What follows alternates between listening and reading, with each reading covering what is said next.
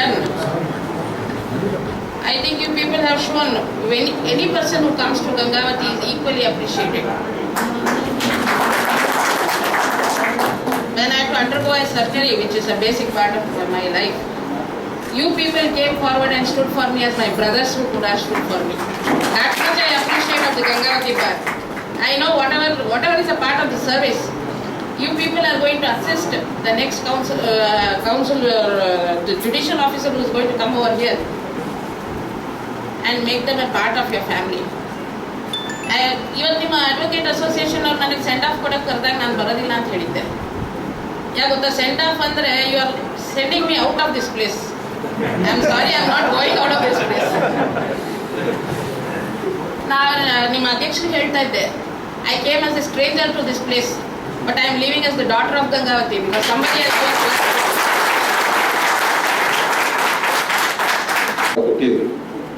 ಗಂಗಾವತಿ ಬರುವಾಗ ಎಲ್ಲರೂ ಕೂಡ ಬಹಳ ಬಿಸಿಲು ನಾಡು, ಬಹಳ ಒರಟು ಜನ, ಹೆಂಗೆ ಹೋಗೋದು ಅಂತ ಅನ್ಕೋತಾರೆ. ಅದ್ರಲ್ಲಿ ನಾನು ಒಬ್ಬ ಆಗಿದ್ದೆ ಅವಾಗ. ಆದ್ರೆ ಇಲ್ಲಿ ಬಂದ್ಮೇಲೆ ಗೊತ್ತಾಗುತ್ತೆ, ಎಷ್ಟೋ ಕಡು ಬಿಸಿಲಿದ್ರು ಒರಟು ಜನ ಇದ್ರು ಕೂಡ ಹೃದಯ ಬಹಳ ಮೃದು ಅಂತೇಳಿ. ಹಾಗಾಗಿ ಎಲ್ಲರೂ ಕೂಡ ಪ್ರೀತಿ ವಿಶ್ವಾಸವನ್ನ ನಮ್ಮ 3 ಜನ ಗೌರವಾರ್ಥ ನ್ಯಾಯಾಧೀಶರಲ್ಲಿ ಕೊಟ್ಟಿದ್ದೀವಿ. ಅದು ನದಾಫ್ ಸಾಗರ್ ಆಗಿರ್ಬೋದು, ವಿದ್ಯಾ ಮೇಡಮ್ ಆಗಿರ್ಬೋದು, ಗಾಯತ್ರಿ ಮೇಡಮ್ ಆಗಿರ್ಬೋದು, ಬಹಳಷ್ಟು ಭತ್ತದ ನಾಡು ಗಂಗಾವತಿ ಅಂತ ಅಂದಾಗೆ ನದಾಫ್ ಸರ್ ಅವರು ಮತ್ತು ಅನಿತಾ ಮೇಡಮ್ ಬಹಳಷ್ಟು ಮಲೆನಾಡು ಏರಿಯಾಕ್ಕೆ ಹೋಗ್ತಾ ಇದ್ದಾರೆ. ಸಾಗರ ಮತ್ತು ಅರಸೀಕೆರೆ ಅಂತಂದ್ರೆ ಬಹಳಷ್ಟು ಸುಂದರ ರಮಣೀಯ ಪ್ರೇಕ್ಷಣೀಯ ಸ್ಥಳಗಳಿರುವಂತ ಒಂದು ಪ್ರದೇಶ. ಅಲ್ಲಿ ಬಂದಾಗ ದಯವಿಟ್ಟು ಮೇಡಮ್ ಭೇಟಿಯಾಗಿ ಆಗ್ತೀವಿ ನಾವು. ಮತ್ತೆ ನೀವು ಡ್ಯೂಟಿ ಮೇಲೆ ಯಾವ್ದಾದ್ರು ಅಂತ ತಪ್ಪಿಸೋಳಂಗಿಲ್ಲ, ನಾವೆಲ್ಲ ಬರ್ತೀವಿ, ಭೇಟಿ ಆಗ್ತೀವಿ. ಮತ್ತೆ ಗಾಯತ್ರಿ ಮೇಡಮ್ ಅವರು ಬಾರಿ ನಮ್ಮ ಗಂಡು ಬೆಟ್ಟದನ್ನೆಲ್ಲ ನರಗುಂದಕ್ಕೆ ಹೋಗ್ತಾ ಇದ್ದಾರೆ. ರೈತರ ಹೋರಾಟಕ್ಕೆ ಹೆಸರಾದಂಥದ್ದು. ಅವರು ಕೂಡ ಅಷ್ಟೇ ಬಹಳ ಹೊರಟಂದ್ರು ಕೂಡ ಅಲ್ಲಿ ಜನ ಕೂಡ ಬಹಳಷ್ಟು ಹೃದಯ ಶ್ರೀಮಂತಿಕೊಳ್ಳವರು. ಹಂಗಾಗಿ ಒಳ್ಳೆಯ ಜನ, ಒಳ್ಳೆಯ ಮನಸ್ಸು, ಒಳ್ಳೆಯ ಕೆಲಸ ಇದ್ದಾಗ ಎದುರಿಗಿದ್ದವರು ಒಳ್ಳೇದಾಗೆ ಆಗ್ತಾರೆ ಅನ್ನೋದಕ್ಕೆ ಸಾಕಷ್ಟು ನಿದರ್ಶನ ಇದೆ. ಅದಕ್ಕೆ ನಾವು ನಮ್ಮ ಆತ್ಮಸಾಕ್ಷಿಯಾಗಿ ಚೆನ್ನಾಗಿ ಕೆಲಸ ಮಾಡಿದ್ರೆ ನಮ್ಮ ಜೊತೆಗಿದ್ದವರು ಕೂಡ ಎಲ್ಲರೂ ಹಾಗೆ ಆಗ್ತಾರೆ ಅನ್ನಲಿಕ್ಕೆ ಅದನ್ನೆಲ್ಲ ನಾವು ನಮ್ಮ ಪರಿಸ್ಥಿತಿಯಲ್ಲಿ ಸಾಕಷ್ಟು ಸರಿ ಕಂಡುಕೊಂಡಿದ್ದೀವಿ.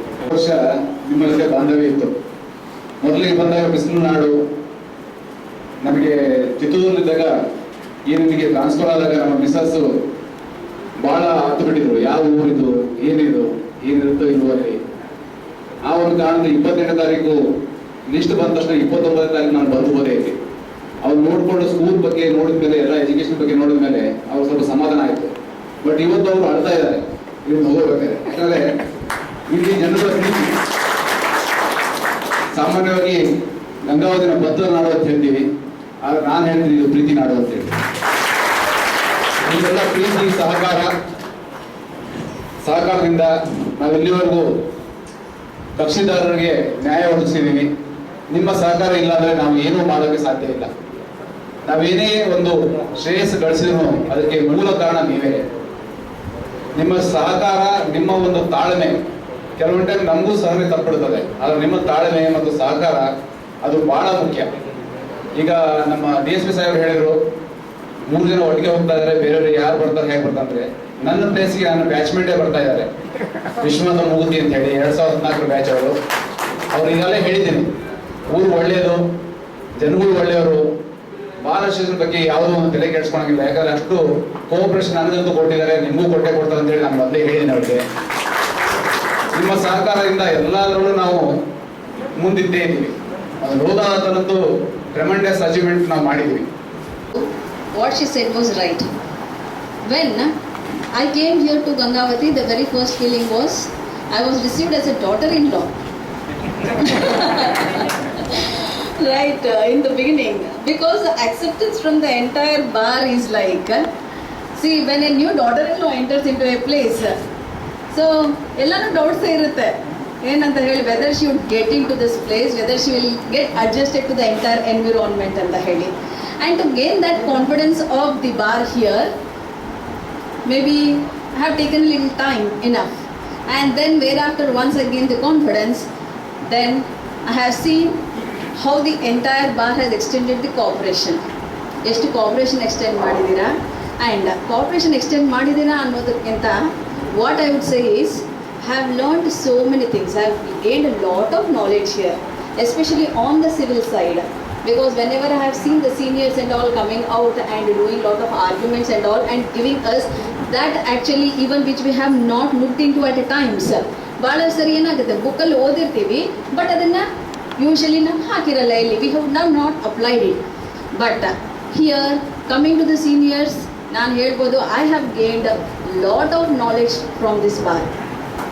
Along with that, the court has given me lot of challenges also, and with those challenges, additional court ಅಂತ ಕೂಡಲೇ ಇಲ್ಲಿ ಬರ್ತೀನಿ ಅಂತ ಕೂಡಲೇ ಐ ಹ್ಯಾಡ್ ನಾಟ್ ಎನ್ಕ್ವೈರ್ಡ್ ಅಷ್ಟು ಹೇಗಿದೆ ಅಂತ ಹೇಳಿ ಫಸ್ಟ್ ಎಕ್ಸ್ಪೀರಿಯನ್ಸ್ ಅಲ್ಲ ಹೋಗಬೇಕು ಸುಮ್ಮನೆ ಯಾರು ಹೇಳಲ್ಲ ಹೇಗಿದೆ ಅಂತ ಹೇಳಿ.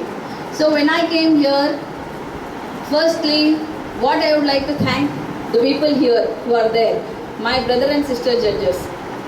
First is Anita madam who received me, who actually I'll tell you maybe for a small child how things required to be told or how things had to be understood. She was the one who actually motivated me and improved or boosted my morale.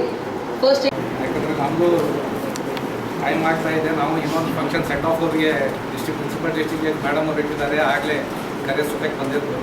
ಒಂದು ಎರಡು ನನ್ನ ಅನುಭವದ ಮಾತನ್ನು ಹೇಳಿ ತಿಳಿಸ್ಬಿಡ್ತೇನೆ. ನಾನು ಮಂಗಳೂರಲ್ಲಿ district judge ಅಂತ send off ಫಂಕ್ಷನ್ದಲ್ಲಿ participate ಮಾಡಿದಾಗ ಅವರು ಒಂದು ಮಾತು ಹೇಳಿದರು, A judicial officer will always B on the trial at the bar. ನಾವು ಎಷ್ಟು ದಿನ ಎಲ್ಲ ನೀವು ಕಕ್ಷಿದಾರ ಪರವಾಗಿ ನಡೆಸಿರುವಂಥ ಪ್ರಕರಣಗಳಲ್ಲಿ ಅವ್ರನ್ನೆಲ್ಲ ವಿಚಾರಣೆಯನ್ನು ಮಾಡಿ ನಾವು ಅವ್ರಿಗೆ ಬಿಡುಗಡೆ ಮಾಡ್ತೇವೆ. ಆದರೆ ಇವತ್ತು ನೀವು ಏನು ಈ 3 ಜನರಿಗೆ ನ್ಯಾಯಾಧೀಶರಿಗೆ ಸನ್ಮಾನವನ್ನು ಕೊಟ್ಟಿದ್ದು ನೋಡಿದರೆ, ಬೀಳ್ಕೊಡೋ ಸನ್ಮಾನವನ್ನು ಕೊಟ್ಟಿದ್ದು ನೋಡಿದರೆ ಅವ್ರಿಗೆ ಬಿಡುಗಡೆ ಮಾಡಿದ್ದೀರಿ ಅಂತ. ಯಾಕಂದರೆ ಕನ್ವಿಕ್ಷನ್ ಆಗಿದ್ದರೆ ಅಂದರೆ ಈ ಸಮಾರಂಭ ಆಗಿದ್ದೀರಿ, ಬೇಗ ಜಾಗ ಖಾಲಿ ಮಾಡಿ ಅಂದರೆ ಆಗ್ತಿತ್ತು. ಈ ಥರ ಇರುತ್ತೆ. ಯಾಕಂದರೆ ಇನ್ನೊಬ್ಬರು ಸುಪ್ರೀಂ ಕೋರ್ಟ್ ಜಡ್ಜ್ ಹೇಳಿದ್ದಾರೆ, bar is the best judge to assess the performance of the judge than anybody else. ನಿಮಗೆ ಹೇಳ್ತೇನೆ, ನಾನು ಅನುಭವ ಹೇಳ್ತೇನೆ. ಮಂಗಳೂರಲ್ಲಿ ಫಸ್ಟ್ ಪೋಸ್ಟಿಂಗ್ ಆದಾಗ ಯಾರು ನಮ್ಮ ಮುಂದೆ ಸ್ಟಾರ್ಟಿಂಗ್ ಬಂದಾಗ ಕೇಸ್ ನಡೆಸಿದ್ದಿಲ್ಲ. ಏನೋ ಇವನು ಎಂಥವನೋ, ಏನು ಇವ ಓದಿ ಬರೀತಾನೋ ಇಲ್ಲೋ ಏನು. ಒಬ್ಬರು ಯಾರೋ ಜೂನಿಯರ್ ಲೇಡಿ ಜಡ್ಜ್ ಅವಳು ಧೈರ್ಯ ಮಾಡಿ ನನ್ನ ಮುಂದೆ ಒಂದು ಎಕ್ಸ್ ಪಾರ್ಟಿ ಇಂಜೆಕ್ಷನ್ ಸೂಟ್ ನಡೆಸಿದ್ರು, ಡಿಗ್ರಿ ಮಾಡಿದೆ. ಅದು ಹೋಗ್ಬೇಕಾದ್ರೆ ನನಗೆ ಹೇಳಿದ್ರು ಬಾರ್ದಲ್ಲಿ, ಆ ಇಡೀ ನನ್ನ ಜಜ್ಮೆಂಟ್ ಎಂಟೈರ್ ಮಂಗಳೂರು ಬಾರ್ದವರು ಓದಿದ್ರಂತೆ. ಅದನ್ನು ಓದಿ ತಕ್ಷಣ ನಾನು ಯಾವ ಥರ ನಾನು ತೀರ್ಪನ್ನು ಕೊಡ್ತೇನೆ ಅನ್ನೋದು ನೋಡಿ ನಂತರ ನನ್ನ ಮುಂದೆ ಸೀನಿಯರ್ಸ್ ಎಲ್ಲ ಬಂದು ಆವಾಗ ಕೇಸ್ ನಡೆಸಲಿಕ್ಕೆ ಪ್ರಾರಂಭ ಮಾಡಿದರು. ಅದಕ್ಕೆ 30,000 ನಾವು ಕಳ್ಕೊತಾ ಇದ್ದೀವಿ. ಇಂಥ ಸಂದರ್ಭ ಈ ಸದ್ಯ ಬರಬಹುದಾಗಿತ್ತು. ಇನ್ನೊಂದು ವರ್ಷಗಳ ಕಾಲ, 2 ವರ್ಷಗಳ ಕಾಲ ಇರಬೇಕಾಗಿತ್ತು ಅಂತ ನನ್ನ ಅನಿಸಿಕೆ. ಯಾಕಂದ್ರೆ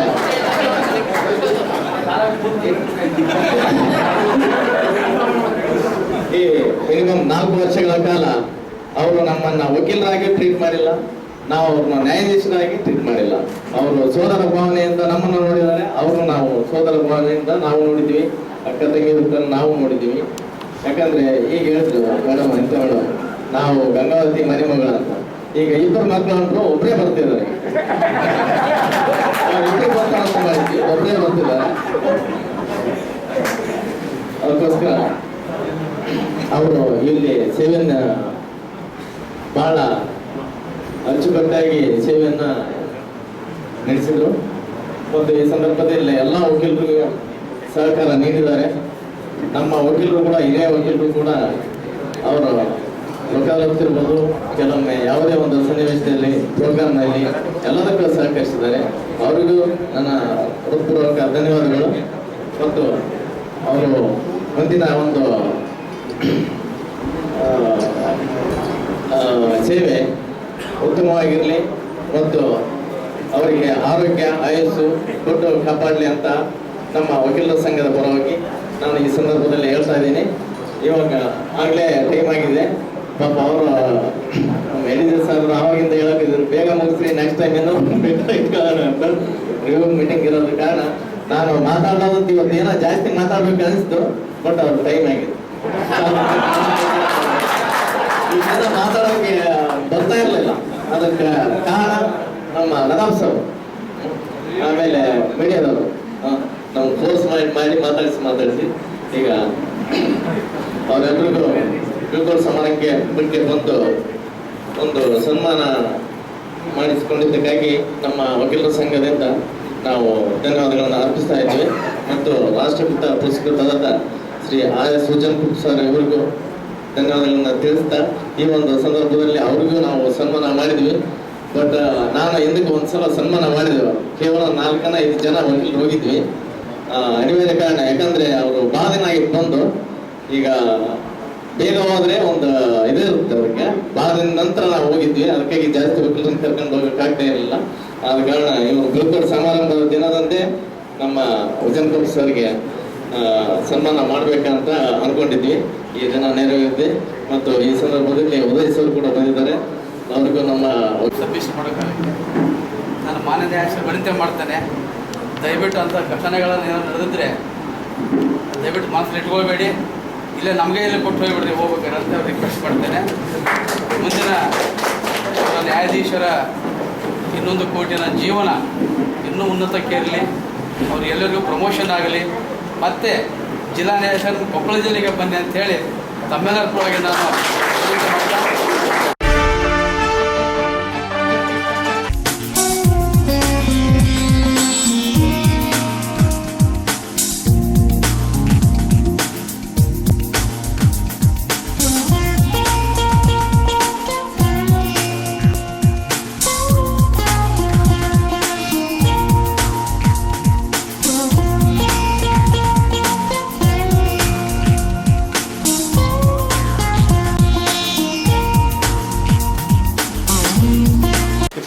ತಾರೀಕಿಗೆ ಭಾನುವಾರದಿಂದ ಏನು ಬಾಬಾ ಸಾಹೇಬ್ ಅಂಬೇಡ್ಕರ್ ಜಯಂತಿಯನ್ನು ಒಂದು ಮಾಡಬೇಕನ್ನೋ ಉದ್ದೇಶ ಎಲ್ಲ ಸಮಿತಿಯ ಪದಾಧಿಕಾರಿಗಳು ತೀರ್ಮಾನ ಆಗಿತ್ತು. ಸುಮಾರು 2 ತಿಂಗಳಿಂದ ಈ ಸಿದ್ಧತೆಯನ್ನು ನಾವು ಮಾಡ್ಕೊಂಡಿದ್ವಿ. ಮತ್ತು ಸರ್ಕಾರದ ಬಂದಂಥ ಗೈಡ್ಲೈನ್ನಿಂದ ನಾವು ಒಂದು ಲಾಕ್ಡೌನು ಅಂದ್ರೆ ನಾಳೆ ನಾಡಿದ್ದು 2 ದಿನ ಲಾಕ್ಡೌನ್ ಆಗೋದ್ರಿಂದ ಈ ಕಾರ್ಯಕ್ರಮ ಏನಪ್ಪ ಅಂದ್ರೆ ಮೇ 4ನೇ ತಾರೀಕು ಆದ ನಂತರ ಸರ್ಕಾರದ ಒಂದು ಗೈಡ್ಲೈನ್ ಏನು ಬರ್ತೋ ಅದನ್ನು ಇಟ್ಕೊಂಡು ಮುಂದೆ ಏನಪ್ಪ ಅಂದ್ರೆ ನಾವು ಬಾಬಾ ಸಾಹೇಬ್ ಅಂಬೇಡ್ಕರ್ ಜಯಂತಿಯನ್ನು ದೊಡ್ಡ ಪ್ರಮಾಣದಲ್ಲಿ ಗಂಗಾವತಿ ನಗರದಲ್ಲಿ ಎಲ್ಲ ನಾಗರಿಕ ಬಂಧುಗಳನ್ನ ಎಲ್ಲ ಸಮಾಜದ ಮುಖಂಡರನ್ನ ಕರೆಸಿ ಸನ್ಮಾನ ಮಾಡಿ ಒಂದು ಆ ಕಾರ್ಯಕ್ರಮವನ್ನು ಯಶಸ್ವಿಗೊಳಿಸೋಕೆ ಎಲ್ಲ ಗಣ್ಯಮಾನ್ಯರಲ್ಲಿ ಮತ್ತು ಗಂಗಾವತಿ ನಗರದ ಎಲ್ಲ ಇಲಾಖೆಯ ಅಧಿಕಾರಿಗಳು ಮತ್ತು ಪೊಲೀಸ್ ಇಲಾಖೆಯ ಅಧಿಕಾರಿಗಳಿಗೆ ಸುತ್ತ ನಾವೊಂದು ಸಹಕಾರ ಕೋರಿದ್ದೀವಿ. ಅದರಂತೆ ಆ ಕಾರ್ಯಕ್ರಮದಲ್ಲಿ ಎಲ್ಲರೂ ಪತ್ರಿಕಾ ಮಾಧ್ಯಮದ ಮಿತ್ರರು ಸುತ್ತ ಬಂದು ಭಾಗವಹಿಸಿ ಆ ಕಾರ್ಯಕ್ರಮವನ್ನು ಮುಂದಿನ ದಿನದಲ್ಲಿ ಯಶಸ್ವಿಗೊಳಿಸ್ಬೇಕಂತ ಒಂದು ನಮ್ಮ ಮನವಿ.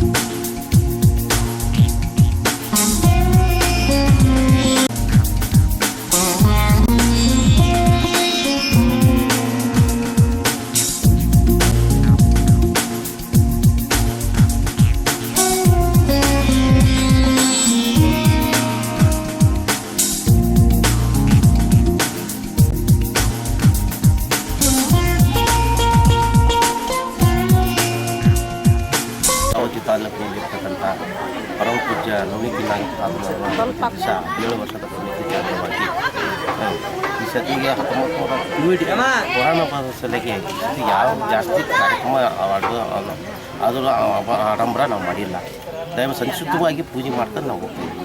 ಹೀಗಾಗಿ ಉಪ್ಪರ್ ಸಮಾಜ ಮುಖಂಡರಾಗಿರ್ತಕ್ಕಂಥ ಚಳ್ಳೇರಿ ಕೃಷ್ಣಪ್ಪ ಅವರು ಸತತವಾಗಿ ಹಗಲು ಇರಲು 24 ತಾಸು ಈ ತಾತನಲ್ಲಿ ಸೇವೆ ಮಾಡ್ಕೊಂತ ಮನೆಗೂ ಏನೇ ಆಗಲಿ ಪ್ರತಿಯೊಬ್ಬರು ಭಕ್ತಾದಿಗಳನ್ನು ಮನವೊಲಿಸಿ ಎಲ್ಲ ರೀತಿಯಿಂದ ಪೂಜೆಗೆ ಪುನಸ್ಕಾರ ಮಾಡಿಸ್ಕೊಂತ ಒಳ್ಳೆಯ ರೀತಿಯಿಂದ ಹೋಗ್ತಿದ್ದಾರೆ. ನಿಜವಾಗ್ಲೂ ಸೇವೆ ಅಂತಂದರೆ ಅವ್ರಿಗೆ ಚಳ್ಳೇರಿ ಕೃಷ್ಣಪ್ಪಂದೇ ಕಾರಣ ನೋಡಿ. ದಯಮಾಡಿ ಅವರೇ ಭಾಳಷ್ಟು ಶ್ರಮ ವಹಿಸ್ತಾರೆ ರೀ. ಮನ್ಯಾಗ ಇರ್ತಾರೋ ಇಲ್ಲ ಗೊತ್ತಿಲ್ಲ, ಅಥವಾ ಕೃಷ್ಣಪ್ಪ ಕೇಳಿದ್ರೆ ಇಲ್ಲೇ ತಾತನ ಗದಿಗೆಗೆ ಇರ್ತಾರ ಅಂತೇಳಿ ಎಲ್ಲರೂ ಹೇಳ್ತಾರಪ್ಪ.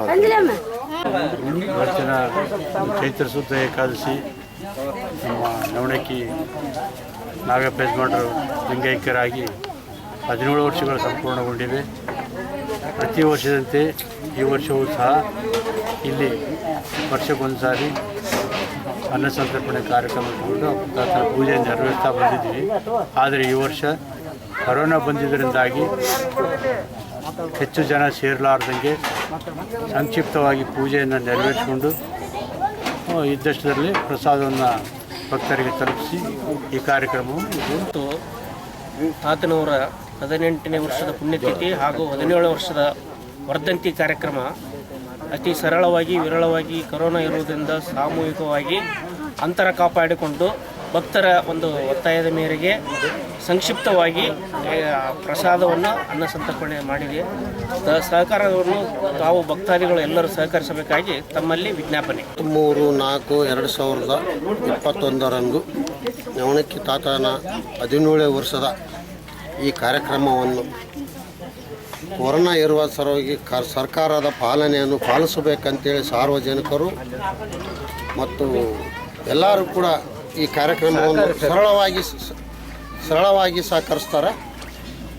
ಆಮೇಲೆ ಪ್ರತಿಯೊಬ್ಬರು ಕೂಡ ಎಲ್ಲರಿಗೂ ಕೂಡ ಮನವರಿಕೆ ಆಗೈತೆ, ಅಂತರವನ್ನು ಕಾಪಾಡಿಕೊಂಡು ಈ ಕಾರ್ಯಕ್ರಮವನ್ನು ಸೂಕ್ಷ್ಮವಾಗಿ ನೆರವೇರಿಸಿಕೊಡ್ಬೇಕು. ತಮ್ಮೆಲ್ಲರ ಸಹಕಾರ ಇರಬೇಕು ಮತ್ತು ತಾತನ ಆಶೀರ್ವಾದ ಎಲ್ಲರಿಗೂ ಇರಬೇಕಂತೇಳಿ.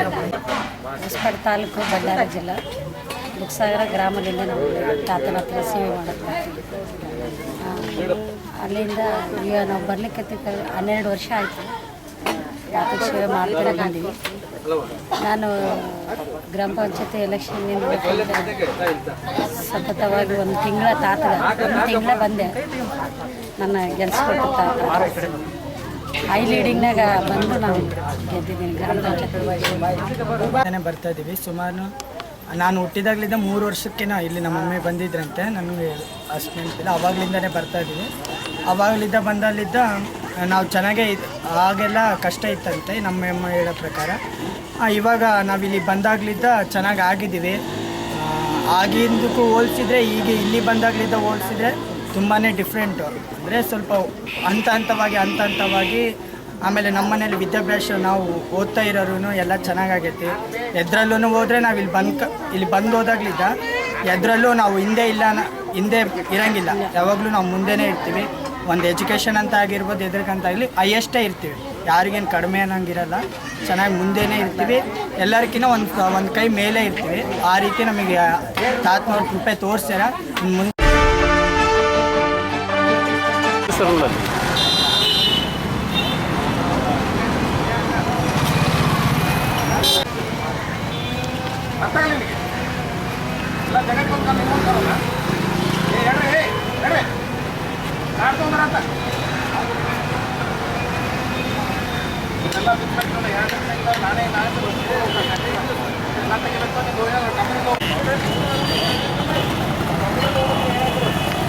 ಪಾರ್ಸಲ್ ಕೊಡ್ಬೇಕಷ್ಟೇ, ಕೊಡಂಗಿಲ್ಲ.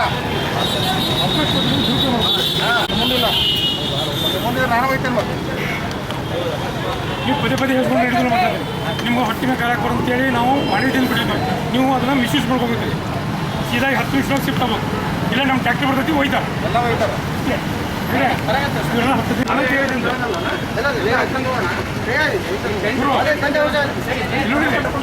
ನಾವು ನೋಡಿ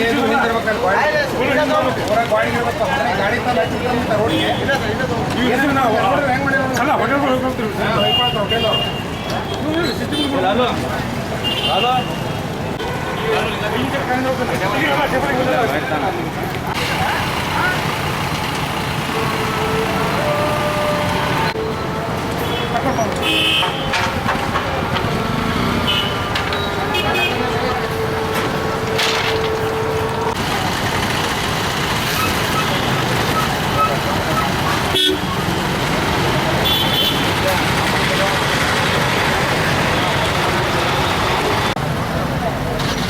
ರಾತ್ರಿ 9ರಿಂದ ಬೆಳಿಗ್ಗೆ 6 ಗಂಟೆವರೆಗೆ ರಾತ್ರಿ ಕರ್ಫ್ಯೂ ಇದೆ.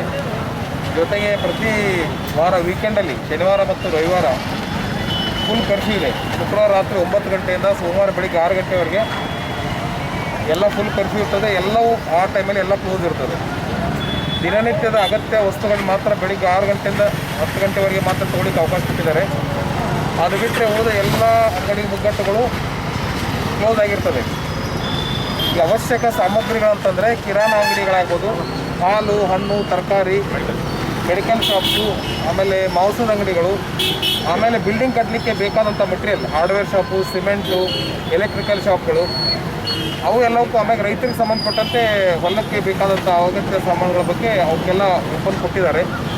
ಅದು ಬಿಟ್ಟರೆ ಉಳಿದ ಎಲ್ಲ ಅವನ್ನ ಹೊರತುಪಡಿಸುವುದೆಲ್ಲವೂ ಕೂಡ ಕ್ಲೋಸ್ ಆಗಿದೆ.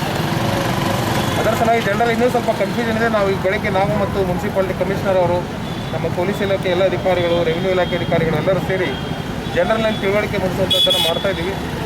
ಆಗಲೇ ಕೆಲವು ಈ ಏನು ಸರ್ಕಾರದ ನಿಯಮಗಳು ಮಾಡಿದರೆ ಅವುಗಳನ್ನ ಮೀರಿ ನಡೆಯುವಂಥವ್ರ ಮೇಲೆ ಸಾಕಷ್ಟು ಕೇಸ್ಗಳು ಆಗಿದೆ. ಬಟ್ಟೆ ಅಂಗಡಿಗಳಾಗ್ಬೋದು, ಬಾಂಡೆ ಅಂಗಡಿ ಆಗ್ಬೋದು, ಮೊಬೈಲ್ ಶಾಪ್ಗಳಾಗ್ಬೋದು, ಹೋಟೆಲ್ಗಳಾಗ್ಬೋದು. ಹೋಟೆಲ್ ಮತ್ತು ಬಾರ್ಗಳಲ್ಲಿ ಕೇವಲ ಸಪ್ಲೈ ಮಾಡಲಿಕ್ಕೆ ಮಾತ್ರ ಅವಕಾಶ ಇದೆ, ಅಲ್ಲಿ ಕೂತು ಊಟ ಮಾಡಿಸ್ಲಿಕ್ಕಲ್ಲ. ಅದರ ಸಲುವಾಗಿ ಕೆಲವು ಬೀದಿ ವ್ಯಾಪಾರಸ್ಥರು ಕೂಡ ಎಲ್ಲ ಹಿಂದೊಂದು ಟೆಂಟ್ ಹಾಕೊಂಡು ಊಟ ಕೊಡುವಂಥದ್ದು ಮಾಡ್ತಾಯಿದ್ರು. ಅದನ್ನೆಲ್ಲ ಕೂಡ ನಾವು ತಡೆಗಟ್ತಾ ಇದ್ದೀವಿ. ಅವರಿಗೆ ಮುನ್ನೆಚ್ಚರಿಕೆ ಕೊಟ್ಟಿದ್ವಿ. ಅದಕ್ಕೂ ಅವರು ತಿಳ್ಕೊಂಡಿಲ್ಲ ಅಂದರೆ ಅವ್ರ ಮೇಲೆ ಕೇಸ್ ರಿಜಿಸ್ಟರ್ ಮಾಡಿ ಅರೆಸ್ಟ್ ಮಾಡಬೇಕಾಗತ್ತೆ. ನಿನ್ನೆ ಆಗಲೇ ನಾವು 9 ಜನರನ್ನ ಅರೆಸ್ಟ್ ಮಾಡಿ ಜೈಲಿಗೆ ಕಳಿಸಿದ್ದೀವಿ. ಅವರಿಗೆ ಬೇಲ್ ಸಿಗಲ್ಲ.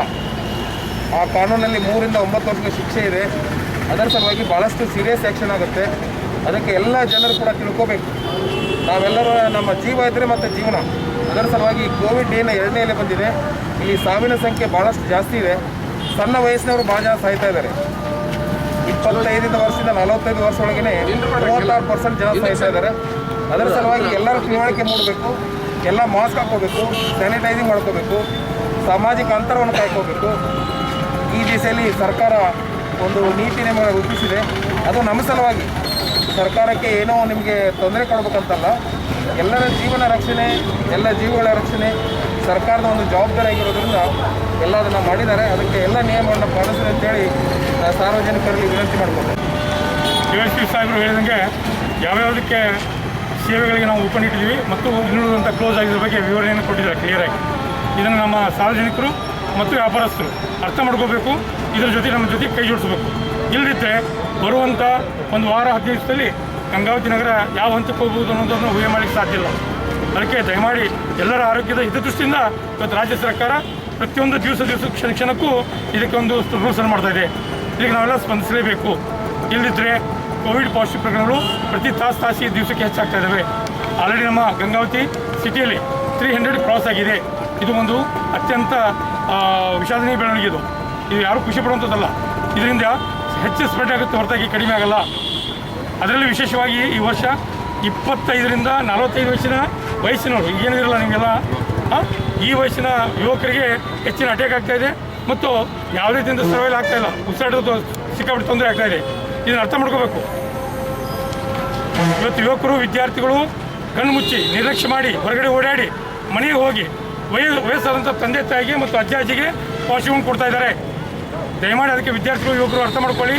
ನೀವು ತೊಗೊಂಡು ನಿಮ್ಮ ಒಂದು ಸಮಸ್ಯೆಯಿಂದ ಮನೆಯಲ್ಲಿ ಪಾಸಿಟಿವ್ ಪ್ರಕರಣ ಹೆಚ್ಚು ಮಾಡ್ತಾಯಿದ್ದೀರಿ. ಅದಕ್ಕೆ ಗಂಗಾವತಿ ನಗರದಲ್ಲಿ ವಿಶೇಷವಾಗಿ ಯುವಕರು ಮತ್ತು ವಿದ್ಯಾರ್ಥಿಗಳು ಅನಗತ್ಯವಾಗಿ ಓಡಾಡಬೇಡಿ. ಸರ್ಕಾರದ ರೂಲ್ಸ್ಗಳಿಗೆ ತಾವೆಲ್ಲರೂ ಸ್ಪಂದಿಸಬೇಕು. ಜೊತೆಗೆ ಯಾರಿಗೆ ನಿಮಗೆ ಡೌಟ್ ಬರುತ್ತೆ ನಮ್ಮ ಆರೋಗ್ಯದ ಮೇಲೆ, ನಮ್ಮ ಚಟುವಟಿಕೆ ಮೇಲೆ, ಇಮಿಡಿಯೇಟ್ ಹೋಗಿ ಟೆಸ್ಟಿಂಗ್ ಮಾಡಿಸಿ. ಟೆಸ್ಟಿಂಗ್ ಮಾಡಿಸುವಂಥದ್ದಕ್ಕೆ ಮುಜುಗರ ಮಾಡ್ಕೊಳ್ಬೇಡಿ. ಎರಡನೇದ್ದು 45 ಮೀರಿದಂಥ ಇವತ್ತೇನು ನಮ್ಮ ಸರ್ಕಾರ ವ್ಯಾಕ್ಸಿನೇಷನ್ ಮಾಡಿಸ್ತಾ ಇದೆ, ಆ ಒಂದು ಕೋವಿಡ್ ಲಸಿಕೆಯನ್ನು ತಪ್ಪದೇ ಹಾಕಿಸ್ಕೊಳ್ಬೇಕು ಅನ್ನೋಂಥದ್ದನ್ನು ನಾವು ಒತ್ತು ಕೊಟ್ಟು ಹೇಳ್ತಾ ಇದ್ದೀವಿ. ಮೂರನೇದಾಗಿ ಪೊಲೀಸ್ ಇಲಾಖೆ, ನಗರಸಭೆ ಹಾಗೂ ನಮ್ಮ ತಾಲೂಕು ಆಡಳಿತ ಎಲ್ಲರೂ ಇವತ್ತು ಎಲ್ಲ ಕೆಲಸವನ್ನು ಸರಿಸಿ ಇವತ್ತು ನಮ್ಮ ಸಾರ್ವಜನಿಕರ ಆರೋಗ್ಯಕ್ಕಾಗಿ ಓಡಾಡ್ತಾ ಇದ್ದೀವಿ. ಇವತ್ತು ನಮಗೆ ಯಾವುದೂ ಕೆಲಸ ಪ್ರಥಮ ಆದ್ಯತೆ ನಮ್ಮ ಗಂಗಾವತಿ ನಗರದ ಸಾರ್ವಜನಿಕರ ಆರೋಗ್ಯ. ಅದಕ್ಕೆ ನೀವು ಅರ್ಥ ಮಾಡ್ಕೋ. ನಾವು ನಿಮಗೆ ಪೆನಾಲ್ಟಿ ಹಾಕೋದು ಅಥವಾ ನಿಮಗೆ ನೀವು ವಾರ್ನಿಂಗ್ ಮಾಡೋದಷ್ಟೇ ನಮ್ಮದಲ್ಲ. ನೀವು ಅದನ್ನು ಅರ್ಥ ಮಾಡಿಕೊಂಡು ಸಹಕಾರ ಮಾಡಬೇಕು. ಇಲ್ಲದಿದ್ದರೆ ಬರುವಂಥ ದಿವಸಗಳನ್ನು ಎದುರಿಸೋದು ಭಾಳ ಕಷ್ಟ ಸಾಧ್ಯ ಆಗುತ್ತೆ. ಇದನ್ನು ನಾನು ಒತ್ತು ಕೊಟ್ಟು ಹೇಳ್ತಾ ಇದ್ದೀನಿ. ನಿಮ್ಮ ಸಹಕಾರ ಮುಖ್ಯ ಅಂತೇಳಿ ಹೇಳ್ತಾ ಇದ್ದೀನಿ. ಸಾರ್ವಜನಿಕರು ಎಲ್ಲೇ ಏನೇ ಡೌಟ್ಸ್ ಬಂದರೂ ಇಮಿಡಿಯೇಟ್ ನಮ್ಮ ನಗರಸಭೆ ಆಗಲಿ ಅಥವಾ ಪೊಲೀಸ್ ಇಲಾಖೆಗೆ ಗಮನಕ್ಕೆ ತರಬೇಕಂತೇಳಿ ವಿನಂತಿ ಮಾಡ್ತಾ ಇದ್ದೀನಿ. ಪತ್ರಿಕಾ ಮಿತ್ರರಿಗೂ ಸಹ ಈ ಸಂದರ್ಭದಲ್ಲಿ ಧನ್ಯವಾದಗಳು ಹೇಳ್ತೀನಿ.